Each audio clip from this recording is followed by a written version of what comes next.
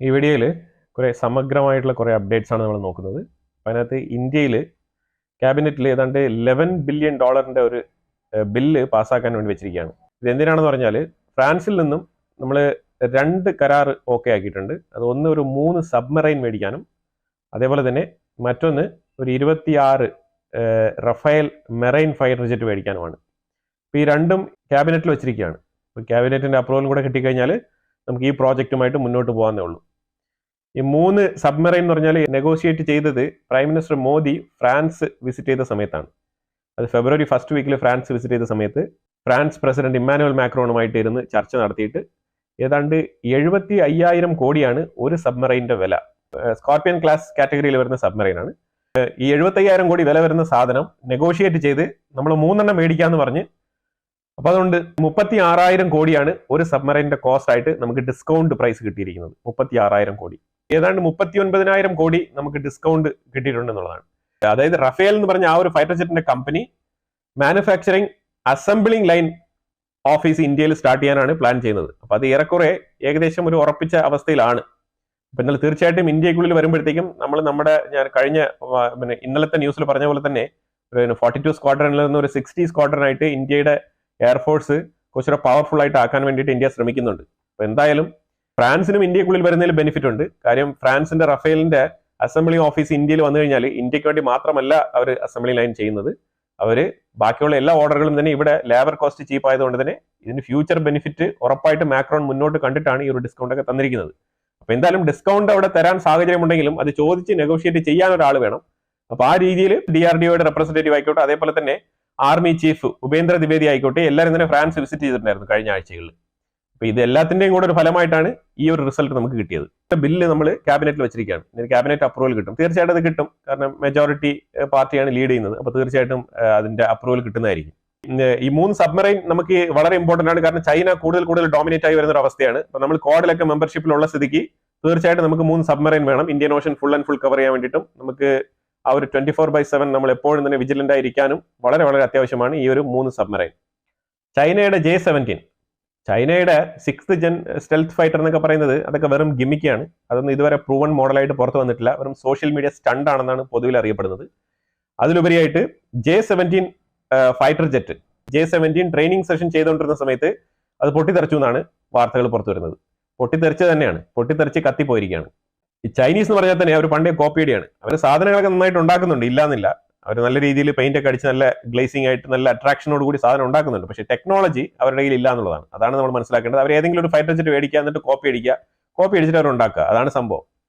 ഏതാണ്ട് $19 ബില്യൺ ഒരു കരാർ, അത് കാനഡയാണ്. കാനഡ US-ഉമായിട്ട് ഒരു കരാർ വെച്ചിട്ടുണ്ടായിരുന്നു. അതായത് F-35 മേടിക്കാൻ വേണ്ടി 88 F-35 fighter jet, stealth fighter jet മേടിക്കാനാണ് കാനഡ പദ്ധതി ഇട്ടിരുന്നത്. അപ്പോൾ എന്തായാലും ഇപ്പോൾ പുതിയതായിട്ട് വന്നിരിക്കുന്ന ആ ഒരു പ്രൈം മിനിസ്റ്റർ അതിനെ എടുത്ത് റീകൺസിഡർ ചെയ്തിട്ട് അതിനെ ക്യാൻസൽ ചെയ്തിരിക്കുകയാണ്, റദ്ദാക്കിയിരിക്കുകയാണ്.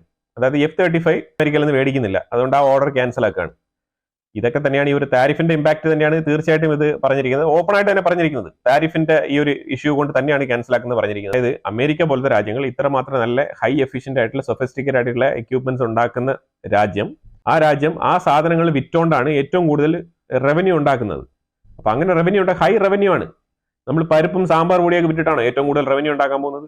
തീർച്ചയായിട്ടും ഈ ഫൈറ്റർ ജെറ്റ് ഒക്കെ വിറ്റ് കഴിഞ്ഞാൽ മാസ് റവന്യൂ ആണ്. ഫൈറ്റർ ജെറ്റുകളൊക്കെ വിൽക്കുമ്പോഴാണ് ഏറ്റവും കൂടുതൽ റവന്യൂ ഉണ്ടാകുന്നത്. അപ്പൊ അങ്ങനത്തെ ഒരു മേഖലയിൽ നിൽക്കുന്ന ഒരു രാജ്യമാണ് അമേരിക്ക എന്ന് പറയുന്നത്. അപ്പൊ ആ രാജ്യം പല രാജ്യങ്ങൾക്കും ഈ F-35 പോലത്തെ ഫൈറ്റർ ജെറ്റുകളൊക്കെ കൊടുക്കുകയാണ്. അപ്പൊ പല രീതിയിലും ഇങ്ങനെ താരിഫ് ഇമ്പോസ് ഇതൊക്കെ ഈ വക കാര്യങ്ങളൊക്കെ മാനേജ് ചെയ്ത് പോയിരുന്നത് ഇങ്ങനത്തെ ഡിഫൻസ് എക്യുപ്മെന്റ്സ് വിൽക്കുന്നതിലാണ്. ഇപ്പൊ താരിഫും കൂടെ എനിക്ക് വേണം നിൽക്കുന്നത് കൊണ്ടാണ് ഇപ്പൊ പല ആൾക്കാർ ഇപ്പൊ പോർച്ചുഗൽ ഇന്നലെ ക്യാൻസൽ ആക്കിയിരുന്നു. അതുപോലെ തന്നെ ഇപ്പൊ കാനഡ ക്യാൻസൽ ആക്കുന്നു. ഇനിയിപ്പോ എത്ര രാജ്യങ്ങൾ ഇതേപോലെ പുറകെ ക്യാൻസൽ ആക്കുന്നുള്ളത് എനിക്ക് കണ്ടറിയണം. യൂറോപ്പിൽ തന്നെ ഫ്രാൻസ് ഉണ്ട്, റഫേൽ ഫൈറ്റർ ജെറ്റ് നല്ല കോമ്പറ്റീറ്റർ ആണ്.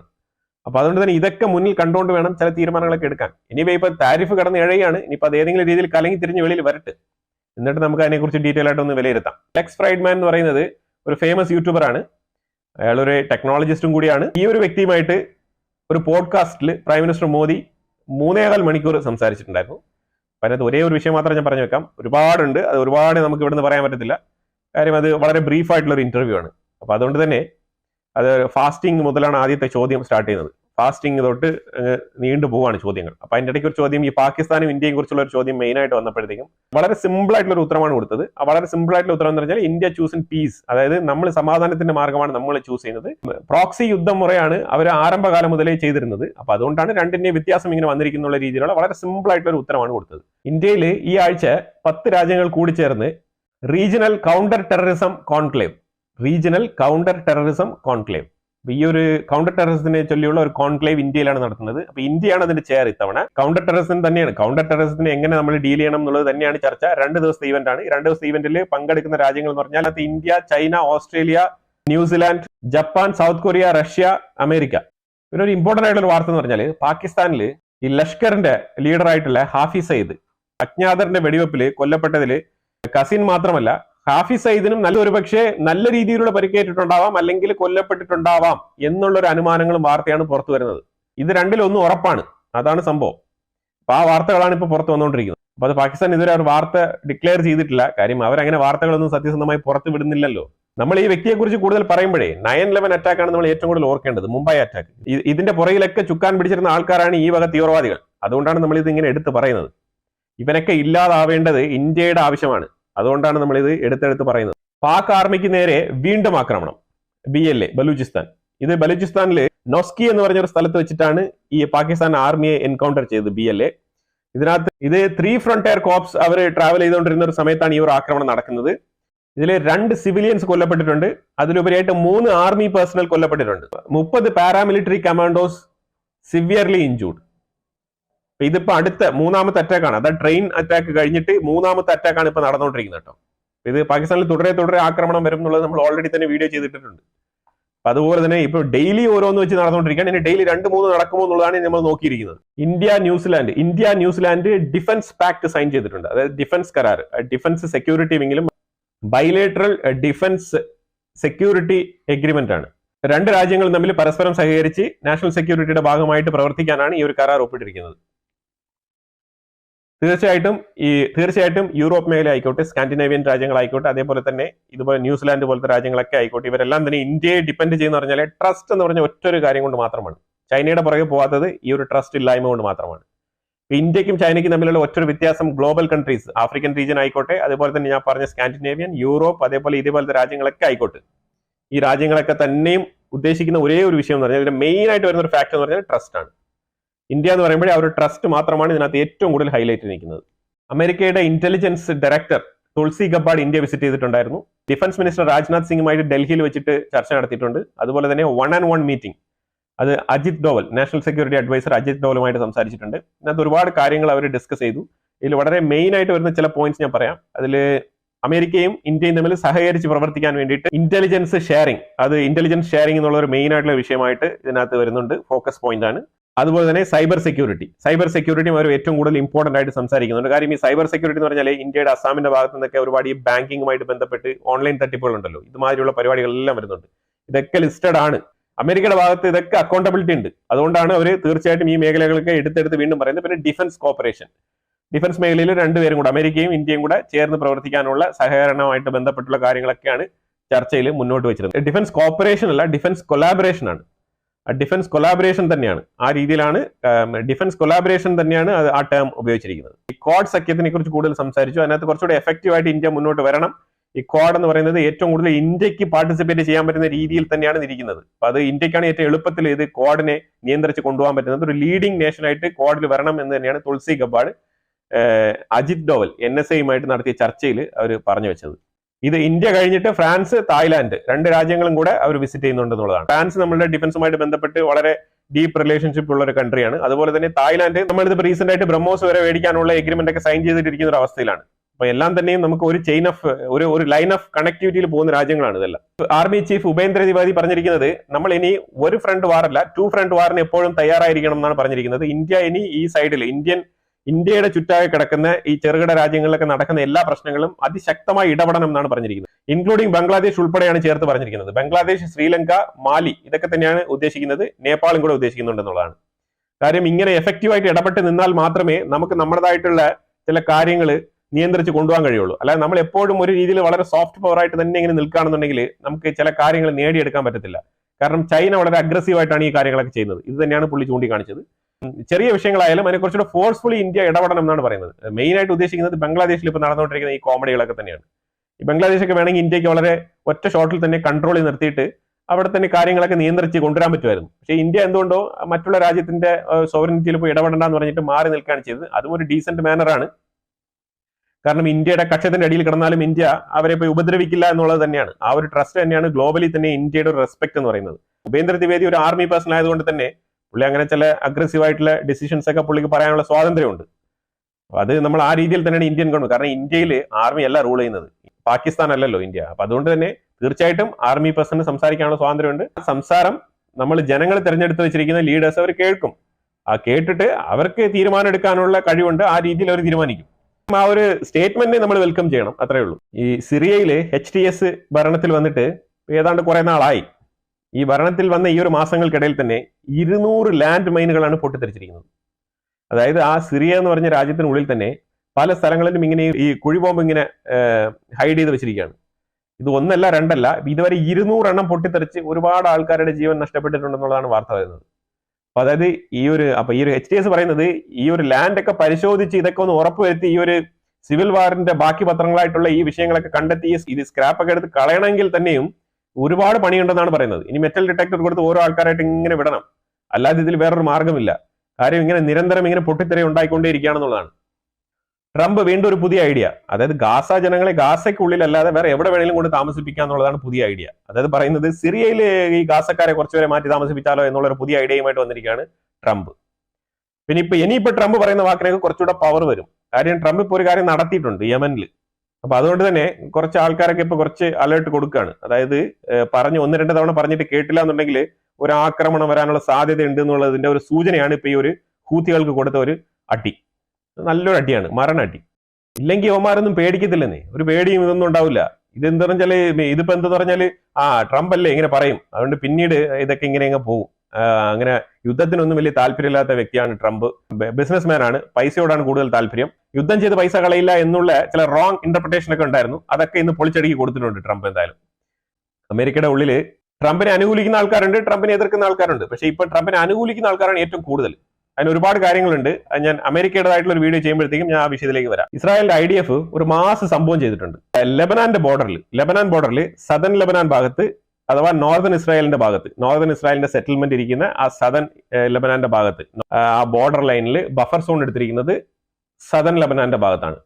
ആ സദൻ ലെബനാന്റെ ബഫർ സോൺ മൊത്തത്തിൽ ആ ഫോറസ്റ്റ് മൊത്തം വെട്ടിത്തെളിച്ചിട്ടിരിക്കുകയാണ്. മൊത്തത്തിൽ ഫോറസ്റ്റ് ഒരു മരമോ ചെടിയോ പുല്ലോ ഒന്നും തന്നെ അല്ലാതെ മൊത്തത്തിൽ തൂത്ത് പറക്കി കളഞ്ഞു. അല്ലെങ്കിൽ ഇത്ര കിലോമീറ്റർ ഡിസ്റ്റൻസിൽ വിസിബിലിറ്റി ഉണ്ടാവണമെന്നാണ്. വിസിബിലിറ്റി, അതായത് അതിനുള്ളിൽ ആരെങ്കിലും കടന്നു വരുന്നുണ്ടെങ്കിൽ വിസിബിലിറ്റി ഉണ്ടാവണം.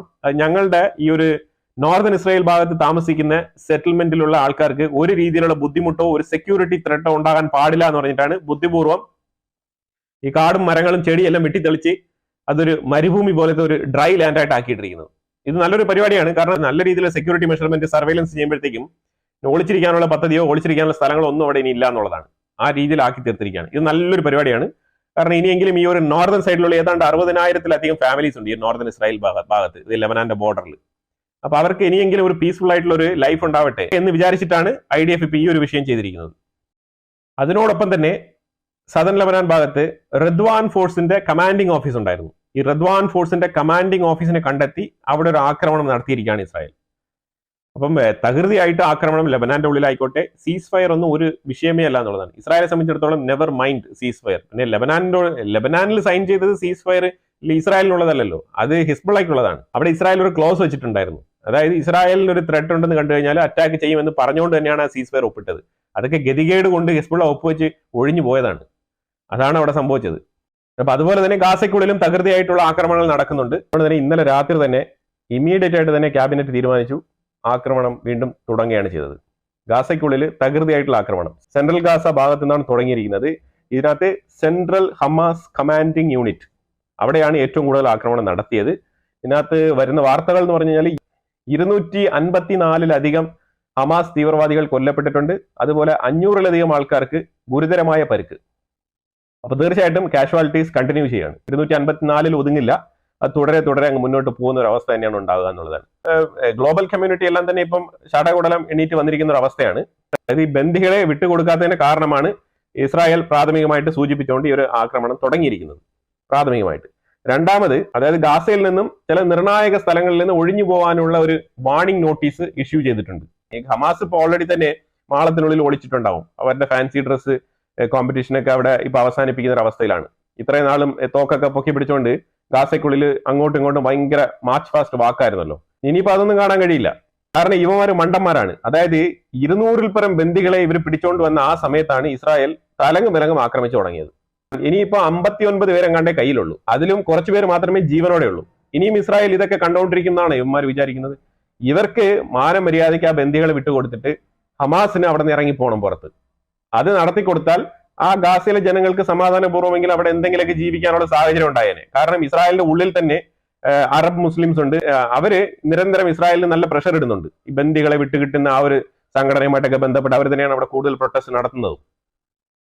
അപ്പൊ അവര് ഈ ഒരു ഗാസയിലെ ജനങ്ങളെ മാറ്റി പാർപ്പിക്കരുത് എന്നുള്ള നിലയിൽ അവിടെ ഒരുപാട് സംഘടനകൾ പ്രകടനങ്ങളൊക്കെ നടത്തുന്നുണ്ട് ഇസ്രായേലിന്റെ ഉള്ളിൽ ഈ ഗാസയിലെ ജനങ്ങൾക്ക് വേണ്ടിയിട്ട്. അപ്പൊ ഇതൊക്കെ കൺസിഡർ ചെയ്ത് ഇസ്രായേൽ ഒരു ചെറിയ പരിഗണനയെങ്കിലും കൊടുത്തേനെ. ഇതിപ്പോ യുവമാരെന്ന് പറഞ്ഞാല് ഇവമാരെന്തോ ലീഗലായിട്ട് എന്തോ ഒരു കാര്യം ചെയ്ത് നടക്കും. ഇവർ പറഞ്ഞുകൊണ്ടിരിക്കുന്നത് ഹമാസ് അതിനെ പിന്തുണയ്ക്കുന്ന കുറെ പൊട്ടന്മാരും ഒരു രാജ്യത്തിന്റെ ഉള്ളിൽ കടന്നു കയറി ആൾക്കാരെയൊക്കെ പിടിച്ചോണ്ട് വന്ന് കൊലപ്പെടുത്തിയിട്ട് ഇപ്പൊ എന്ത് തരത്തിലുള്ള ന്യായവാദമാണ് യുവമാർ ഉയർത്തുന്നത്? യുദ്ധം തുടങ്ങി കഴിഞ്ഞാൽ ഒരു ഭരണകൂടം എങ്ങനെയാണോ പ്രവർത്തിക്കുന്നത് അതിനനുസരിച്ചായിരിക്കും ആ രാജ്യത്തിന്റെ ജനങ്ങളുടെ സേഫ്റ്റി എന്ന് പറയുന്നത്. പിന്നെ ഇവിടെ ഭരണകൂടം തന്നെ തീവ്രവാദിയാണെന്നുണ്ടെങ്കിൽ പിന്നെ അതിന്റെ കീഴിൽ താമസിക്കുക എന്തെന്നാണ് പറയേണ്ടത്? ഇതിനകത്ത് വലിയ രീതിയിലുള്ള സെന്റിമെന്റ് പറഞ്ഞിട്ട് കാര്യമൊന്നുമില്ല. പെർമനന്റ് ആയിട്ട് ഒരു സൊല്യൂഷൻ ഉണ്ടാക്കുക എന്നുള്ളതാണ് ഇതിൽ ഏറ്റവും വലിയൊരു പോംവഴി എന്ന് പറയുന്നത്. ആ പോംവഴിക്ക് ഈ ചുറ്റിയിരിക്കുന്ന ഇത്രയും അറബ് രാജ്യങ്ങളെ കൊണ്ടും ഒരു രീതിയിലും സാധിക്കുന്നില്ല എന്നുള്ളതാണ് മനസ്സിലാക്കേണ്ടത്. എന്തായാലും ഇസ്രായേൽ വീണ്ടും തുടങ്ങിയിരിക്കുകയാണ്. ഈ തുടക്കം ഈ 1-2 ദിവസത്തിൽ അവസാനിക്കത്തില്ല. ഹമാസിന്റെ ഭാഗത്ത് നിന്നും ഈ ബന്ദികളെ റിലീസ് ചെയ്യുന്നതിനെ ചൊല്ലിയുള്ള സ്റ്റേറ്റ്മെന്റ് മിക്കവാറും നാളെ മറ്റന്നാൾ 2 ദിവസത്തിനകത്ത് വരാനുള്ള സാധ്യത വളരെ കൂടുതലാണ്. കാരണം ആ ഹമാസിന് ഇനി വേറൊരു വഴിയിലും രക്ഷപ്പെടാനില്ല. ഇതിനെക്കുറിച്ചുള്ള അഭിപ്രായങ്ങൾ കമന്റ് ബോക്സിൽ രേഖപ്പെടുത്തുക. വീണ്ടും അടുത്തൊരു വിഷയമായിട്ട് വരാം. Thank you so much.